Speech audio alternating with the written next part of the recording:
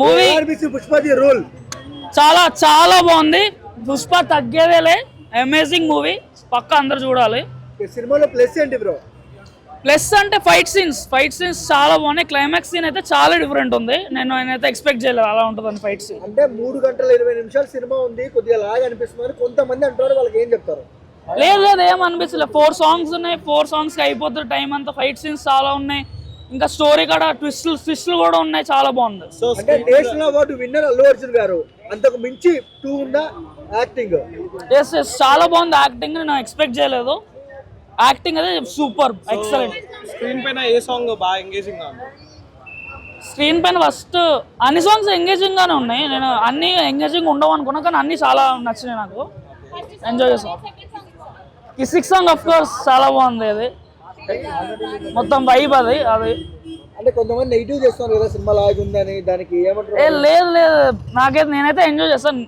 According to me నాకు చాలా నచ్చింది. లాగైతే నాకు అనిపించలేదు. 3 అవర్స్ ఎలా వెళ్ళిపోయింది బాగుంది. అంటే కలికి దేవర కన్నా టికెట్ రేట్ పెంచారు. వర్తబుల్ అయినా పుష్ప 2 అంత రేట్లు? వర్తే 300. చాలా ఎంజాయ్ చేసాం కాబట్టి అది ఎంజాయ్మెంట్ ఇంపార్టెంట్. మూవీకి వచ్చినప్పుడు నేనైతే ఎంజాయ్ చేస్తాను కాబట్టి నాకు వర్త్ ఇట్ అనిపించింది. నువ్వు చూసావు కదా పుష్ప అంటే ఫ్లవర్ అనుకుంటున్నావా ఫైర్ అనుకుంటున్నావా? వైల్డ్ ఫైర్ బాగా నచ్చిన డైలాగ్ ఏంటి? అదే పుష్ప అంటే ఫ్లవర్.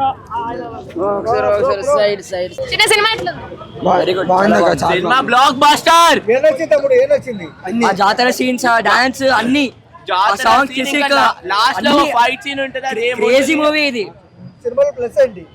అల్లు అర్జున్ బాయ్. Allu Arjun acting and dance. Minus అనేది ఏమి ఉండవు ఈ సినిమాలో. అల్లు అర్జున్ సినిమాలో ఏమి ఉండవు. ఏం లేదు. బన్నీ బాయ్ సినిమాలో నెగటివ్స్ ఉండవు. Srivalli acting super. పార్ట్ 1 కన్నా అప్గ్రేడ్ మొత్తం. డాన్స్ స్టెప్ సూపర్ ఉంది. పార్ట్ 1 లో సామ్ బాగుందా? లాస్ట్ లో కొంచెం ఐదంగా 2 డిఎస్పీ అన్న సూపర్. అన్ని fire, double wild fire. So part 3 కి క్లూ ఇచ్చారు. పార్ట్ 3 క్లాస్ లో క్లైమాక్స్ ఇచ్చేసారు. దాంట్లో తెలిసిపోతుంది మొత్తం స్టోరీ. దేవిశ్రీ మ్యూజిక్ ఎట్లా?